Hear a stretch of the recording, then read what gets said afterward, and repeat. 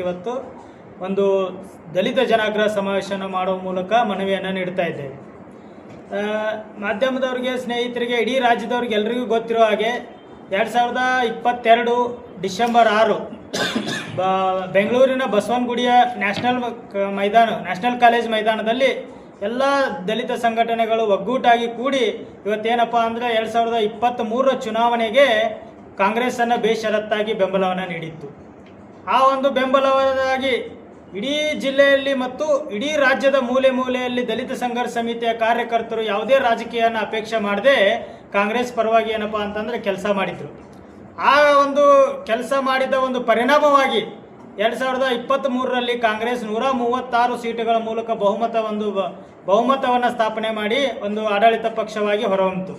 ಅದಾದ ನಂತರ ನಾವೇನು ಅಪೇಕ್ಷೆ ಮಾಡಿದ್ವಿ, ಎಲ್ಲ ದಲಿತ ಸಂಘಟನೆಗಳು ನಾವು ಸರ್ಕಾರಕ್ಕೆ ಬೆಂಬಲವನ್ನು ಕೊಟ್ಟಿದ್ವಿ. ಆ ಸರ್ಕಾರ ಬಂದ ಮೇಲೆ ದಲಿತರ ಹಿತವನ್ನು ಕಾಯುವಂಥ ಕೆಲಸವನ್ನು ಮಾಡ್ತದೆ ಅಂತಕ್ಕಂಥ ನಮಗೇನೋ ಭರವಸೆ ಇತ್ತು. ಆದರೆ ನಾವು ಯಾವ ಮಟ್ಟಿಗೆ ಅದನ್ನು ನಿರೀಕ್ಷೆ ಮಾಡಿದ್ವಿ ಆ ಮಟ್ಟಿಗೆ ಸರ್ಕಾರ ತಲುಪಲಿಕ್ಕೆ ಆಗಲಿಲ್ಲ.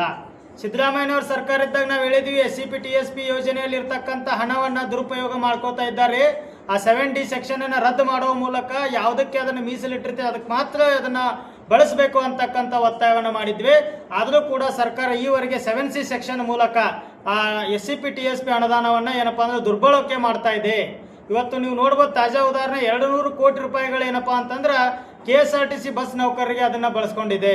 ಅದಾದ ನಂತರ ಇವೇನು ಗ್ಯಾರಂಟಿ ಯೋಜನೆಗಳನ್ನು ಕೊಟ್ಟಿದೆ, ಆ ಗ್ಯಾರಂಟಿ ಯೋಜನೆಗಳಿಗೆ ಏನಪ್ಪ ಅಂದ್ರೆ SCP TSPಯಲ್ಲಿ ಅನುದಾನ ಇಟ್ಟಿರ್ತಕ್ಕಂಥ ಮೀಸಲಿಟ್ಟಿರ್ತಕ್ಕಂಥ ಅನುದಾನವನ್ನು ಬಳಸುವಂಥ ಕೆಲಸವನ್ನು ಸರ್ಕಾರ ಮಾಡ್ತಾ ಇದೆ. ನಮ್ಮದು ಮೊದಲಿಂದ ಒತ್ತಾಯ ಇತ್ತು, ಯಾರು ಅದನ್ನು ದುರ್ಬಳಕೆ ಮಾಡ್ತಾರೆ ಅಂಥ ಅಧಿಕಾರಿಗಳ, ಜಿಲ್ಲಾಧಿಕಾರಿಗಳಾಗಿರಲಿ, ಅವರು ರಾಜ್ಯ ಮಟ್ಟದ ಸೆಕ್ರೆಟರಿಗಳಾಗಿರಲಿ, ಹಣ ದುರುಪಯೋಗ ಪಡಿಸ್ಕೊಂಡ್ರೆ ಅಂಥ ಅಧಿಕಾರಿಗಳ ಮೇಲೆ ಕ್ರಿಮಿನಲ್ ಮೊಕದ್ದಮೆಯನ್ನು ದಾಖಲು ಮಾಡಬೇಕು, ಅವ್ರನ್ನ ಸೇವೆಯಿಂದ ಅಮಾನತ್ ಮಾಡಬೇಕಂತಕ್ಕಂಥ ಒತ್ತಾಯವನ್ನು ನಾವು ಭಾಳ ದಿನಗಳ ಬೇಡಿಕೆಯ ಮೂಲಕ ನಾವು ಹೇಳ್ತಾ ಬಂದಿದ್ದೇವೆ. ಆದರೂ ಕೂಡ ಇಲ್ಲಿವರೆಗೆ ಅದು ಏನಪ್ಪ ಅಂದರೆ ಸಾಧ್ಯವಾಗಿಲ್ಲ. ಇನ್ನೊಂದು ಏನಪ್ಪ ಅಂದರೆ SCP TSP ಯೋಜನೆಯ 100% ಅನುದಾನವನ್ನು ಕೇವಲ ಡೆವಲಪ್ಮೆಂಟಿಗೆ ಬಳಸ್ತಾರೆ. ಅದು ಆಗಬಾರ್ದು. ತೆಲಂಗಾಣ ಮತ್ತು ಇನ್ನಿತರ ರಾಜ್ಯಗಳಲ್ಲಿ ಏನಪ್ಪ ಅಂದರೆ ಒಂದು ಮಾಡಲ್ ಇದೆ, 50% ಹಣವನ್ನು ಅದನ್ನು ಅಭಿವೃದ್ಧಿಗೆ ಬಳಸಬೇಕು, ಇನ್ನು 50% ಹಣವನ್ನು ಯಾವುದಾದ್ರೂ ವಿಶೇಷ ಯೋಜನೆ ಅಡಿ ನೇರವಾಗಿ ಪರಿಶಿಷ್ಟ ಜಾತಿ ಪರಿಶಿಷ್ಟ ಪಂಗಡದ ಫಲಾನುಭವಿಗಳ ಖಾತೆಗೆ ಜಮಾ ಮಾಡುವ ಮೂಲಕ ಅವ್ರನ್ನ ಆರ್ಥಿಕವಾಗಿ ಸಬಲೀಕರಣ ಮಾಡಬೇಕು ಅಂತಕ್ಕಂಥ ಒಂದು ಹಕ್ಕೊತ್ತಾಯನ ನಾವು ಸರ್ಕಾರಕ್ಕೆ ಮಂಡಿಸ್ತಾ ಇದ್ದೇವೆ. ಅದರ ಜೊತೆಗೆ ಸರ್ಕಾರ ಹೇಳ್ತಾ ಇದೆ 2014 ಏನು ಇದು ನಾವು SCP TSP ಯೋಜನೆಯನ್ನು ಜಾರಿ ಮಾಡಿದ್ವಿ, ಅಲ್ಲಿಂದ ಇಲ್ಲಿಯವರೆಗೆ 3 ಲಕ್ಷ ಕೋಟಿ ಹಣವನ್ನು ನಾವು ದಲಿತರ ಏಳಿಗೆಯಾಗಿ ಸಬಲೀಕರಣಕ್ಕಾಗಿ ಖರ್ಚು ಮಾಡಿದ್ದೀವಿ ಅಂತಕ್ಕಂಥ ಲೆಕ್ಕವನ್ನು ಇವತ್ತು ಸರ್ಕಾರ ಹೇಳ್ತಾ ಇದೆ. ಆದರೆ ನಾವು ಓವರಾಲ್ ಆಗಿ ಇಡೀ ರಾಜ್ಯದಲ್ಲಿ ನೋಡಿದಾಗ ಆ ಥರ ರೀತಿಯ ಸಬಲೀಕರಣ ಆಗಿದೆಯಾ? ಆ ಥರ ಏನಪ್ಪ ಅಂದರೆ ಆರ್ಥಿಕವಾಗಿ ದಲಿತರು, ಪರಿಶಿಷ್ಟ ಜಾತಿ, ಶೋಷಿತ ಸಮುದಾಯಗಳು ಆರ್ಥಿಕವಾಗಿ ಸಬಲೀಕರಣ ಆಗಿದ್ರೆ ಎಲ್ಲಿ ಆಗಿದ್ದಾವೆ ಅಂತಕ್ಕಂಥದ್ದನ್ನು ಇವತ್ತು ಸರ್ಕಾರನೇ ತೋರಿಸ್ಬೇಕಾಗಿದೆ. ಯಾಕಂದರೆ ಅದು ದುರ್ಬಳಕೆ ಆಗ್ತಾ ಇದೆ ಹಣ, ಅದನ್ನು ತಡೆಯುವಂಥದ್ದು ನಿಮ್ಮ ಜವಾಬ್ದಾರಿ. ಯಾಕಂದರೆ ಸಾವಿರಾರು ಏನಪ್ಪ ಅಂದರೆ ಕಾರ್ಯಕರ್ತರು ಇಡೀ ರಾಜ್ಯದಲ್ಲಿ ಒಂದೇ ಒಂದು ಏನು ರಾಜಕೀಯ ಸ್ಥಾನಮಾನವನ್ನು ಅಪೇಕ್ಷೆ ಮಾಡದೆ ನಿಮಗೆ ಹಗಲು ರಾತ್ರಿ ಶ್ರಮಿಸಿ ಇವತ್ತು ನಿಮ್ಮ ಸರ್ಕಾರ ಬರಲಿಕ್ಕೆ ಕಾರಣಕರ್ತರಾಗಿದ್ದಾರೆ. ನೀವೇನಪ್ಪ ಅಂತಂದ್ರೆ ಅದನ್ನು ಮಾಡಲೇಬೇಕಂತಕ್ಕಂಥ ಒತ್ತಾಯ. ಅದಾದ ನಂತರ ಇವತ್ತು ಹಾಸ್ಟೆಲ್ಗಳಲ್ಲಿ ಇವತ್ತು ವಿದ್ಯಾರ್ಥಿ ವೇತನವನ್ನು ತಡೆ ಹಿಡಿಯಲಾಗ್ತದೆ, ಅವು ಪೆಂಡಿಂಗ್ ಇದ್ದಾವೆ, ಅವ್ರಿಗೆ ಕೊಡ್ಲಿಕ್ಕೆ ಆಗ್ತಾ ಇಲ್ಲ. ಇನ್ನು ಪರಿಶಿಷ್ಟ ಜಾತಿ ಪರಿಶಿಷ್ಟ ಪಂಗಡರ ಹಿತ ಕಾಯಲಿಕ್ಕೋಸ್ಕರ ಏನಪ್ಪ ಅಂತಂದ್ರೆ DCRE ಪೊಲೀಸ್ ಠಾಣೆಗಳನ್ನು ಏನಪ್ಪ ಅಂದ್ರೆ ನಿರ್ಮಾಣ ಮಾಡಿದ್ರಿ, ಘೋಷಣೆ ಮಾಡಿದ್ರಿ, ಮತ್ತು ಅದಕ್ಕೆ ಯಾವುದೇ ಸ್ಥಳನ ನಿಯೋಜನೆ ಮಾಡಲಿಲ್ಲ, ಅದಕ್ಕೆ ಸರಿಯಾದ ಕಟ್ಟಡ ಇಲ್ಲ, ಸಿಬ್ಬಂದಿಗಳಿಲ್ಲ.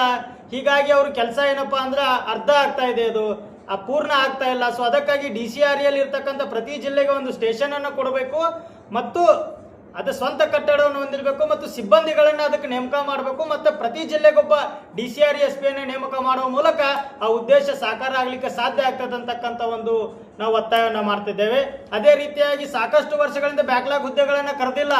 ಇವತ್ತು ಅನ್ಎಂಪ್ಲಾಯ್ಮೆಂಟ್ ರಾಜ್ಯದಲ್ಲಿ ಏನಪ್ಪ ಅಂದ್ರೆ ತಾಂಡವ ಆಡ್ತಾ ಇದೆ.